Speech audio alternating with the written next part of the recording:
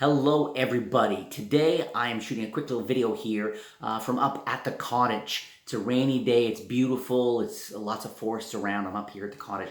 Wanted to share with you today something really cool I've had some fun with over the years. And that is an effect using some very basic coin magic sleights, but to create a very different effect. That's one of the great things once you become more familiar with basic sleights and coins and cards and things, is when you start combining them to create some really unusual tricks, really ultimately some unusual effects in people's minds, okay? So I'm going to share something with you in just a second.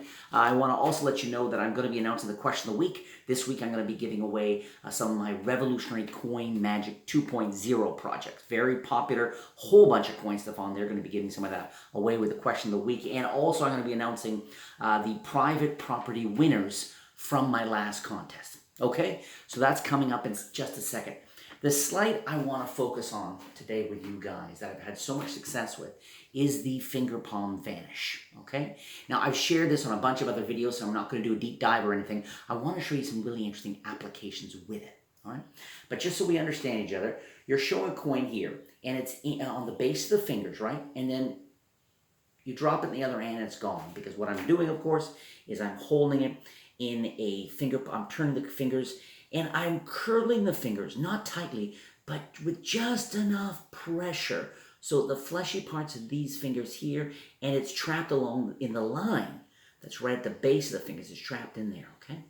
And you will find with practice you can really do wonderful things with this. It can look very powerful, particularly if you're shifting your shoulder and all that. Now, so I can use it as a vanish, right? I can show a coin, make it vanish, use it as a vanish, boom. That's great, but very soon people are going to want to see the other hand, right?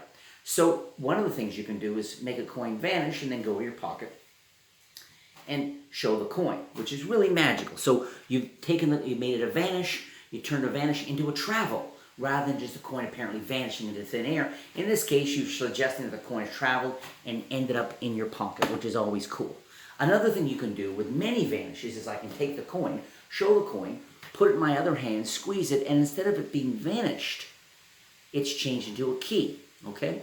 And to do that, of course, I had this sort of secretly finger palmed here.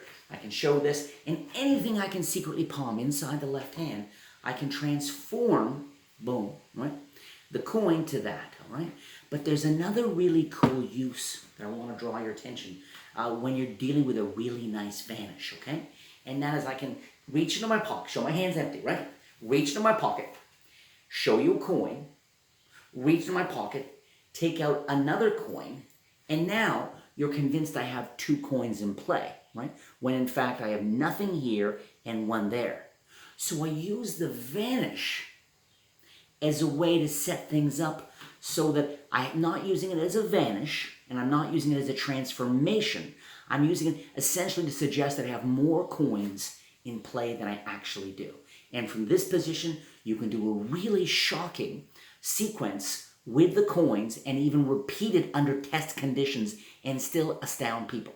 I'll reveal the secret to that in just a second. But first, let me announce the question of the week, okay? So this question, I'm going to be doing a trick, in fact, involving the coins and one of my favorite themes, time travel. We're going to send the coin back in time a couple of times, okay? But before I get into this time travel thing, I want you to know, here's the question of the week, okay? If you could travel back in time to any day in your own life and either live it again, exactly the same, or maybe do it differently. So if you could travel back in time to any day in your own life and either live it differently, do something different, or live it the exact same way, which day in your life would you travel back in time to? Okay, leave a comment down below. You'll be automatically entering the contest for your chance to win one of 12 of my revolutionary coin magic 2.0 projects. You can always check these giveaways. Check out the products at SankeyMagic.com. You'll see this is a super long, monster-length project with a whole bunch of coin magic sleights, full coin magic routines, the whole bit. It's one of my most popular coin magic projects. Okay, so you can check it out there. Make sure to leave a comment. You're automatically entered into the contest. Okay, now, what are we doing here? We're showing two coins. This is how we're starting. Two coins. I'm going to show you something with two coins, okay? And you're going to get to choose one of the coins, okay? I want you to choose either coin number 1, okay, or coin number 2, and we're going to do something absolutely amazing with whichever coin you choose. And let's say they choose this one. Fine. You say, that's the one. You're sure. They say yes. You say, fine. I'm going to use this coin as a magic wand. Okay, watch. Watch the coin. Now, if I move my hand in a clockwise action, it does nothing. But watch, when I move my hand in a counterclockwise action, it sends the other coin back in time. Back to when the coin was, of course, in my pocket. See? Right there like that. Now, here's the really cool part, is magicians usually don't show you a trick twice because you're going to catch them. But look, I'll do it again. Again, I just wave this coin in a counterclockwise direction over the other coin, and again, the other coin vanishes and appears back inside my pocket. Now, in just a second, I'm going to show you a slightly fuller routine involving that sequence. But I love it when I can come up with something where there's a circular pattern. There's something especially deceptive about it, and the fact that you can repeat this under test conditions a second time, the fact that you can do it right away, and the fact that there was a fair choice, okay, is also really cool. I'm going to talk about the fair choice and show you one other little quick thing you can do with this to really round out the routine in just a second. But first, I want to give away the winners. I know people are always saying, hey, did I win last week's contest? This is for private property. If I say your name now, it means you won one of the 12 free private property gimmicks. As always, you can check it out at sankeymagic.com. The private property gimmick is this mentalism gimmick with crazy versatility. So many things you can do with it. It's easy to use. Private property. Here are the winners. Stephen Galgano. Now, this is Vivian the Great. Vivian maybe, or Vivian the Great. Eric Iverson, Clock Expert. Mr. Blue, it's JK4, almost Mr. Blue Sky, the ELO song, but JK4, Orlando Reyes Jr., Rusty Fleming, Darren Jackson, Michael Merrifield, Enthron, all caps, ETHRON1, Enthron1, you won, thank you, James White, and Roy Gladwell, okay, U12-1. As always, if you won, send an email to my team at contact@sankeymagic.com. Let them know, hey, I just won a private property on Jay's YouTube video. Give me your real name, okay, not just your YouTube name, but your real full name, your shipping address, and my team will ship it out to you, and congratulations.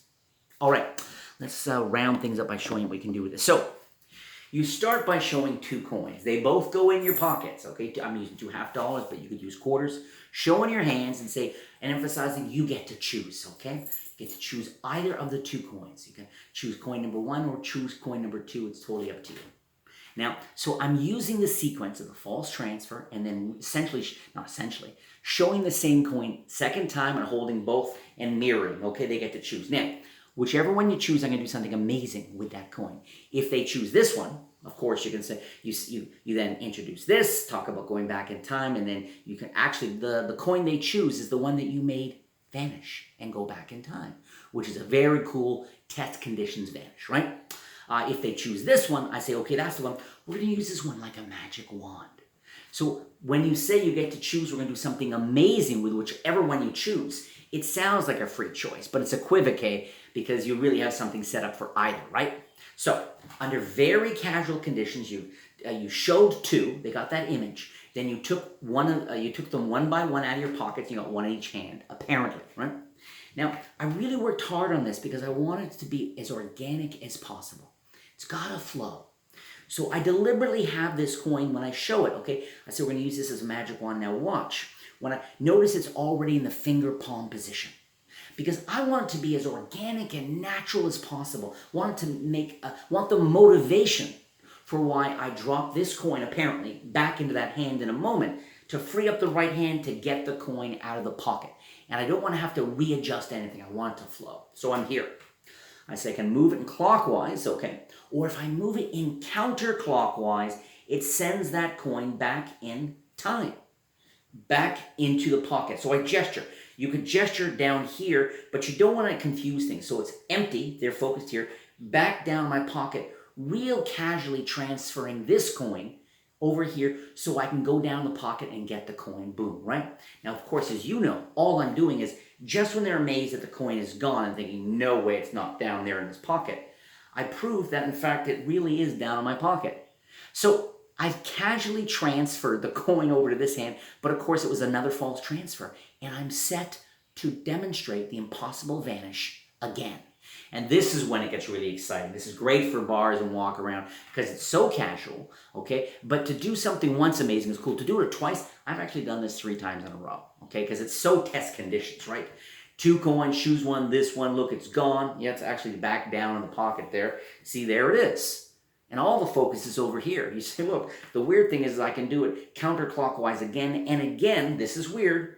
It goes back into the pocket. It really does go back into the pocket every time. Looks so fair.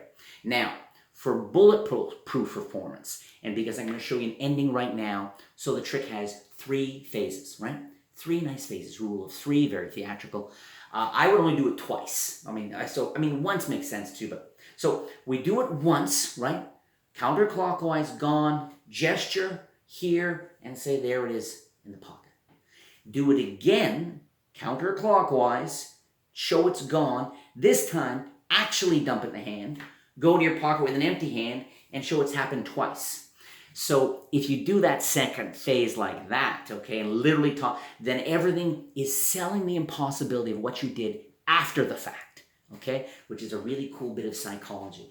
It's like under test conditions twice, you made one of the coins, any coin they chose, jump to the pocket. So it's a really sweet magic, all using just this false transfer, right?